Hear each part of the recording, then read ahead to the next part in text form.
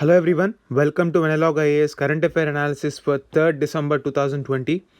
In this video, we'll be looking at a couple of issues, one with respect to the contempt of court, the processes and the laws that are involved in the entire issue. And the second one is titled A Looming Health Crisis, and this is with respect to the antimicrobial resistance, which is a major cause of concern in the context of the pandemic and the lessons that we have learned how to handle this issue. This article is taken from the Indian Express and it is titled Concern for Contempt. So, recently there was a contempt of court case which was initiated against a comic illustrator Rachita Janeja. So, in this context, since there have been a lot of news articles with respect to the contempt of court, let us try to understand this issue, the constitutional provisions, and the laws that deal with this. Firstly, let us understand the constitutional provisions from where this entire idea emanates. So, the powers of the contempt of Supreme Court and High Court are respectively from Article 129 and Article 215 of the Indian Constitution. So, Article 129 says that the Supreme Court shall be a court of record and shall have all the powers of such a court, including the power to punish for contempt of itself. So, Article 129 is the basis for Supreme Court issuing a contempt of court writ. And similarly, if you take a look at Article 215, it says that every High Court shall be a court of record and shall have all the powers of such a court, including the power to punish for the contempt of itself. So, these are the constitutional provisions with respect to the idea of contempt. Even though the word contempt is mentioned in the Indian Constitution, Parliament is given the choice to define what contempt constitutes. So, accordingly, the Indian Parliament has legislated the Contempt of Court Act 1971, which delineates the idea of contempt into two different categories of offences. One is the civil contempt, the other one is the criminal contempt. What is civil contempt? It is willful disobedience of any judgment or a direction which is issued by a court. That is, if we wantonly disobey the directions given by the court, then it is called willful disobedience. The second one is criminal contempt. So, this pertains to publication of any matter or doing anything which reduces the authority of the court or reduces the stature of the court. If you are trying to insult the stature of the court, the criminal contempt proceedings are initiated against you. Otherwise, if there is anyone who is interfering with the due course of any judicial proceeding or obstructs the administration of justice, in all these cases, criminal contempt can be initiated. So, what is the punishment? It punishes the guilty with imprisonment that may extend to 6 months or pay a fine of 2000 rupees or sometimes both. This Contempt of Court Act was amended in 2006 to include truth and good faith as a defense against these proceedings.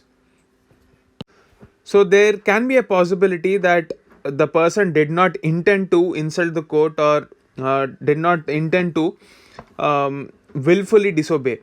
In order to give room to such possibilities, this amendment was taken up. So, there were certain criticisms also against the particular Contempt of Court Act. It is criticized that the British colonialism in India has left its legacy in the form of this Contempt of Court Act. Now, just to put things into context, the last time someone was vindicated in a Contempt of Court Act in UK was way back in 1931. But India continues to have a lot of cases every single year. There are also criticisms that this will lead to judicial overreach. That is, judiciary is transgressing the responsibility and it is not allowing any sort of criticism against it, even though it is constructive. The third issue is pertaining the high number of contempt cases which are pending in various high courts and the Supreme Courts. So, this will delay the justice administration by an already overburdened judiciary. So, Law Commission was asked to review this particular act in 2018. It submitted its report and said that even if the law is repealed, the inherent powers that the Supreme Court and High Court have through Article 129 and Article 215 will actually give them the power to continue these proceedings. So you can actually look at it as a form of judicial activism. Now, if we actually take a look at the procedures established under the Contempt of Court Act of 1971, Section 15 clearly lays down that prior permission of Attorney General or Solicitor General in the case of the Supreme Court, and in the case of High Courts, Advocate General's permission is necessary. Whenever such a motion is filed, it should clearly mention the nature of contempt. That is, either it should be civil or it should be criminal. That should be clearly mentioned in the motion itself. After the consent is given, then it will be taken up by the court. Now, there are two kinds of motions that can be passed. One involving the private persons. Say, for example, a person X wants to file a contempt of court proceedings against a person Y. In this present case, this comic illustrator Rachita Taneja was alleged by a person, and this case was taken up by the Supreme Court after the permission of the Advocate General in this particular case. The second one is suo motu cognizance. Suo motu, as in the court directly takes up the issue without the involvement of any other external agent. For this, no such permission is needed. The logic behind this is very simple. We have already seen that we have as many as 3 crore pending cases in our judiciary, and we don't want more number of cases. If there are petty cases, and if the Attorney General or Solicitor General feels that these cases need not be taken, and at particular instance do not actually resort to the contempt of court proceedings, then if we can save time, in such a case, Attorney General will not give a permission. So after the Advocate General sends this letter of consent that this particular case can be taken up, what happens is the question. Now, Supreme Court has two options, or even the High Court to that matter. After the Advocate General gives the permission, the court can either let the person go, citing the reasons as to why it is letting go, even after the Attorney General feels that there is a need to look into that particular case. And the other option is to initiate the proceedings as per the law. In this particular case, if the court feels that the person might abscond or evade judicial proceedings, the court can actually say that the authorities can attach a particular property of a value that it deems reasonable, so that it holds the person into account and bring him to the court. In this particular case, the case is required as per the act to be heard by a bench of at least 2 judges. So that is the procedure that is involved in the contempt of court case. This article titled "A Looming Health Crisis" is taken from the Hindu, and this is regarding the antimicrobial resistance. Now let us understand what antimicrobial resistance means. So generally it occurs when microorganisms like bacteria or virus or fungus change their genetic material in such a way that renders the medications useless. So, or in some cases they become less potent. So potency reduces in some cases or becomes useless or ineffective. That is the central idea behind this. Now, why is this a problem? Indiscriminate usage of antibiotics has been a big concern because it is reducing the potency of a lot of drugs which took years of development and a lot of hard work behind it. Another major term that you have to understand in this context is superbugs. What are these superbugs?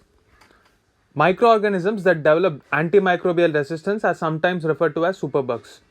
and antimicrobial resistance is now regarded as a major threat to public health across the globe, especially in the context of the pandemic. We have realized how serious a health concern can cripple the world, and it can literally bring the entire world to a standstill. All the developments on a personal and a professional front will come to a standstill if we don't pay enough attention for this problem. The number is staggering because every year 7 lakh people die because of this antimicrobial resistance. So, resistance to second and third line of antibiotics, which are considered to be the last line of defense, are also coming down. The efficacy of these drugs are also coming down. So, it is a serious health concern. Just to put things into context, if you take the case of India, nearly 58,000 children die because of a simple bacterial infection called sepsis. The drugs that are available in the market are not able to treat this sepsis, and this is leading to death of almost 58,000 kids. One of the major problem is 80% of this drugs are not metabolized and are released as such into environment. When this is not filtered properly, it will enter into our food chain, and then the resistance for these drugs will eventually come down in a long period of time. So you can see that only 37% of the sewage water is treated in our country. That is a serious cause of concern. The rest is directly discharged into natural water bodies without any treatment. In this context, we have the UNEP's program, which identified antimicrobial resistance as one of the major global concerns that will impact the environment in a very bad way. So, it requires national as well as subnational governments, that is, center and states, to work together and address this problem. So, that is the gist of this article.